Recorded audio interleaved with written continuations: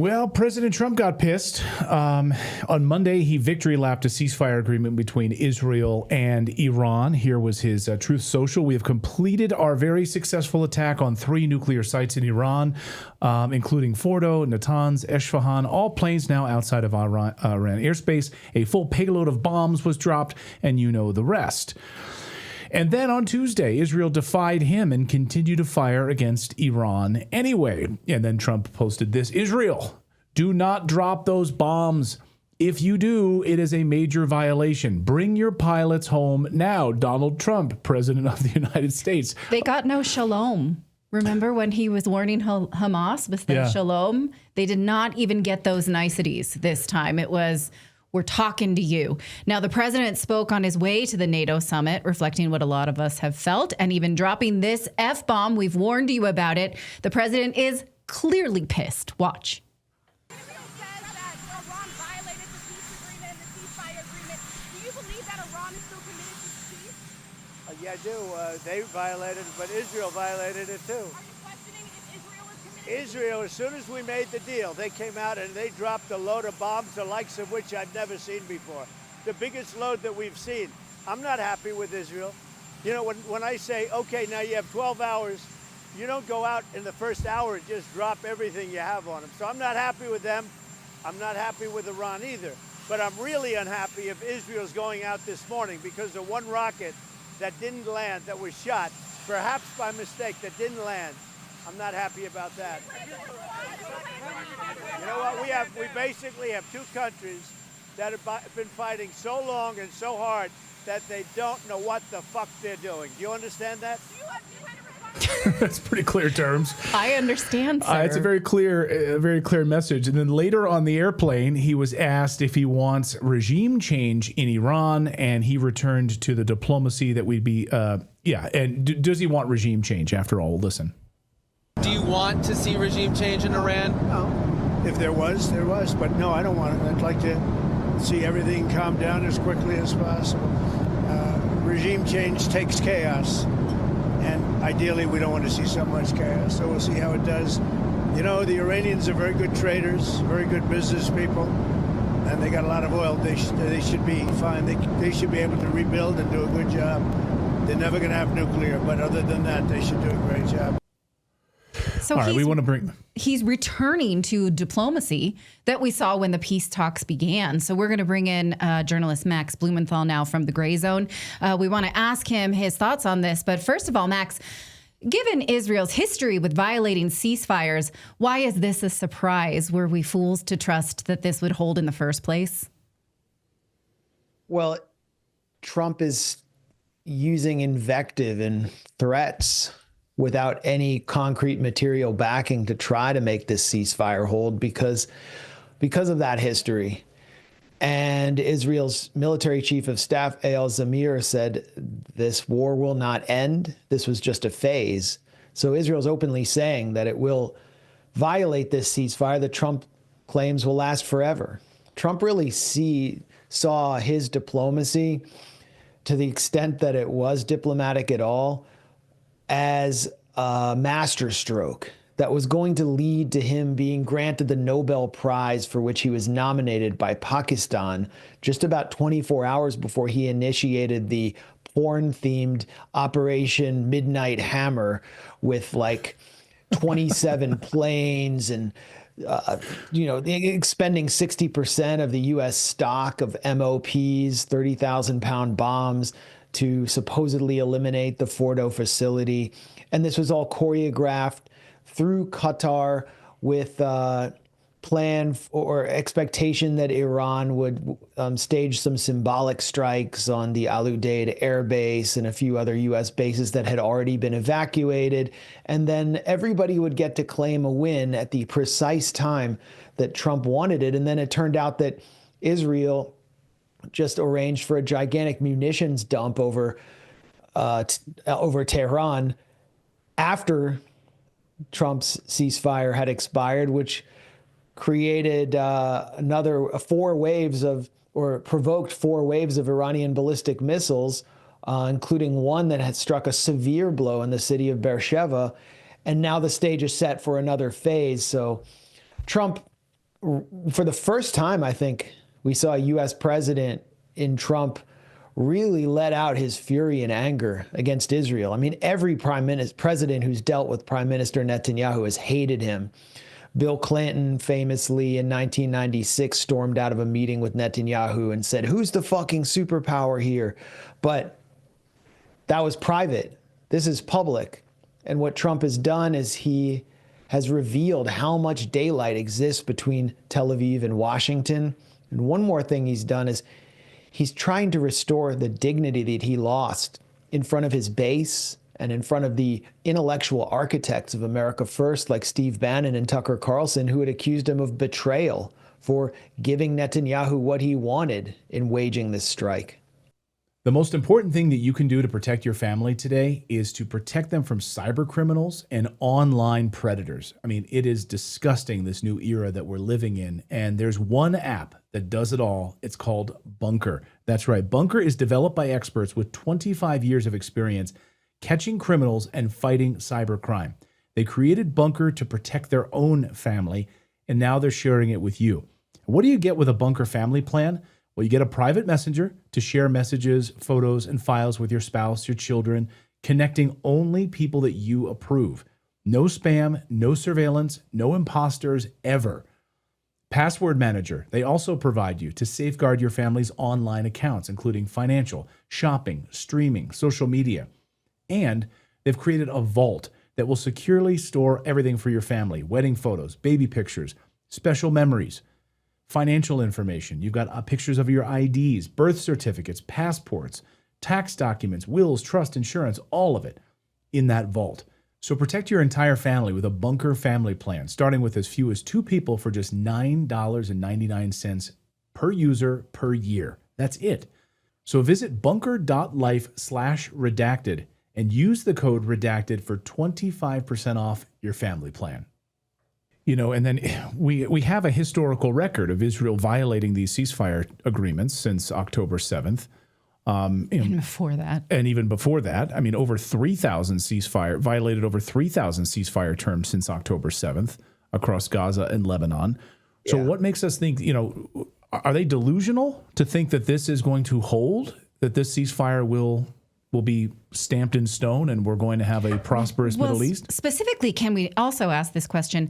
How will President Trump stand in contrast to Biden? Because Biden said, do not go into Lebanon. And they were like, that's nice, and did it anyway. Here's a ceasefire with Lebanon. That's nice. 2,700 violations. President Biden did nothing. So now at least we have Trump showing frustration. But will there be more than that? Because Biden did nothing. Well, to try to answer both questions, Trump has more power than Biden does to take concrete action against Israel, to enforce a ceasefire by suspending weapons shipments, for example, something neither of them have done. Because Donald Trump has a cult following. He's sort of a cult leader, and his base will mostly go wherever he wants, although we've seen some defections from top Trump influencers and Republicans under 45. Only 20% of Republicans under 45 supported Trump's strike on Iran enthusiastically, according to a new CNN poll.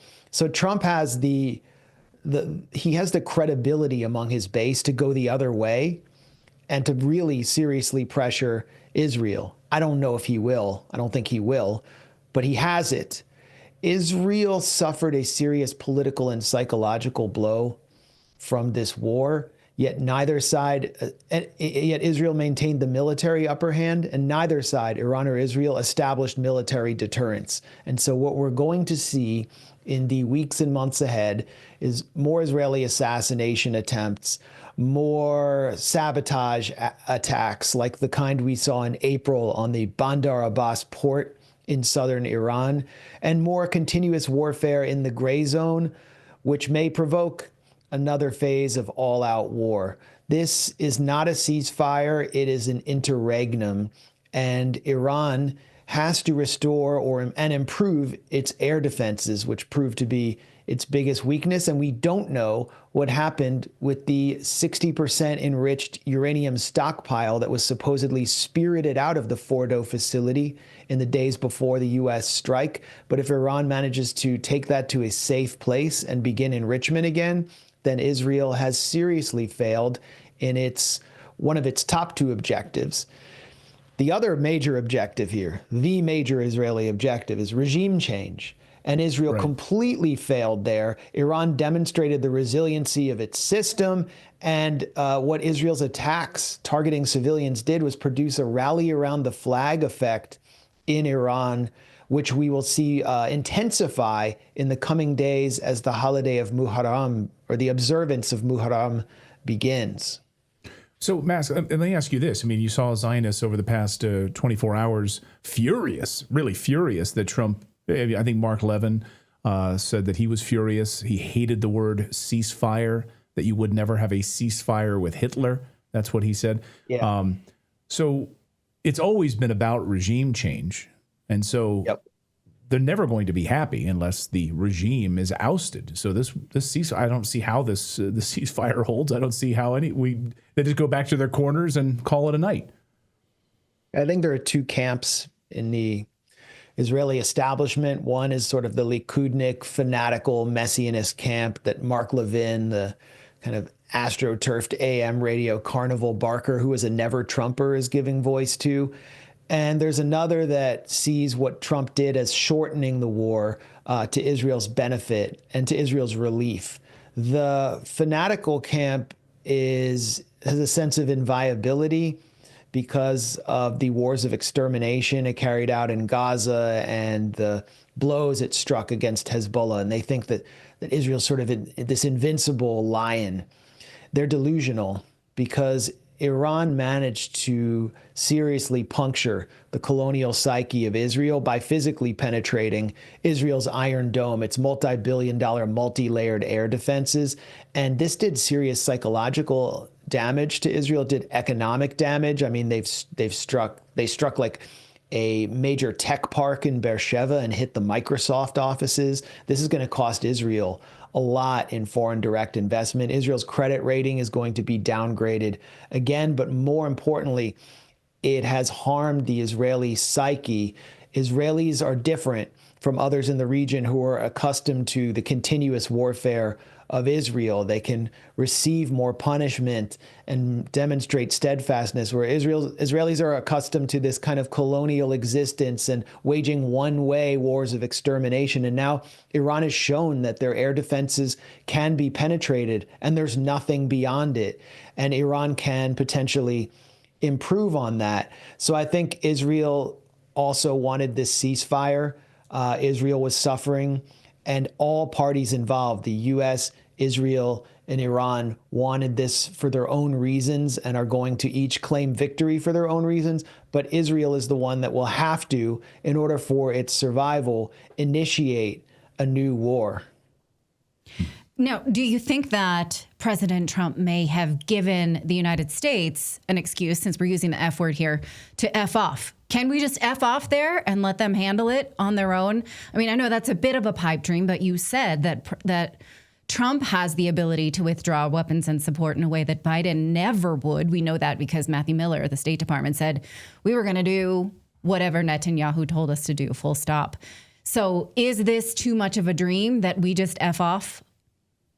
Well, you know, I was in Iran just in May, and I got to tour the aerospace park where Iran's IRGC puts on display their ballistic missiles, their drone program, which was mostly reverse engineered from captured U.S. and Israeli drones, their space program. They have a nascent space program, and their air defense program. And what astounded me was this is a country that has been under harsh sanctions since 1979. Its economy is completely cut off from the outside world, and even its regional neighbors refuse to provide it with military assistance. Everything there was produced domestically using domestic know-how, native know-how, whereas Israel's weapons systems, including its vaunted Iron Dome system, its Arrow system, relied on the U.S. taxpayer to fund them. And then throughout this war, Israel took for granted that the U.S. would send destroyers to the Red Sea and the Mediterranean to knock down Iranian ballistic missiles,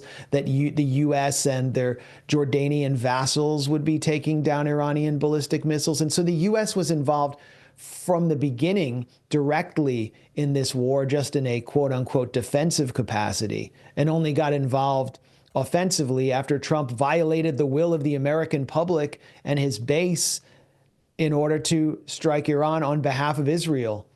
So it's obvious that Israel, the so-called Jewish state, cannot survive a second without the protection and funding of whatever Gentile authority is in Washington. As soon as, actually, Israel's foreign minister Gideon Sa'ar said this about a month ago. If U.S. weapons shipments are suspended, Israel will collapse and cease to survive. So that's how tenuous Israel's colonial existence is, whereas Iran has demonstrated it can survive virtually alone and still maintain status as a kind of regional power. So Israel's in a race against time right now, and that's why I think they're going to seek to reinitiate another conflict with Iran. Max Blumenthal, head of the Gray Zone. Always great to see you, Max. Thank you so much, as always. Thanks for having me on. Thanks for your work. Thanks, Max. Appreciate it. All right. If we could just put up this screen, this Times of Israel. This is how this is being reported in the Israeli press about President Trump's tirade. It's very much, Mommy, he yelled at me. Not, yes, we violated the ceasefire. We should not have done that. It's, we're going to tell the world we got scolded. Yeah. But no self-reflection there. Like, maybe we should stop it. Maybe there was a ceasefire in place. Maybe we should not do that, right? So again, if past his prologue, the ceasefire will not hold, no matter how much we want it to. A lot of people in the chat saying, Max is, very, very smart. Very, very smart. So one of the best intellects on this. And people are wondering, they're like, why is he anti-Semitic? Max is Jewish, by the way. Yes. And a lot of American Jews don't like being thrown into like this Israel bag. Like, oh, you have to somehow support Israel. Like they can't stand that.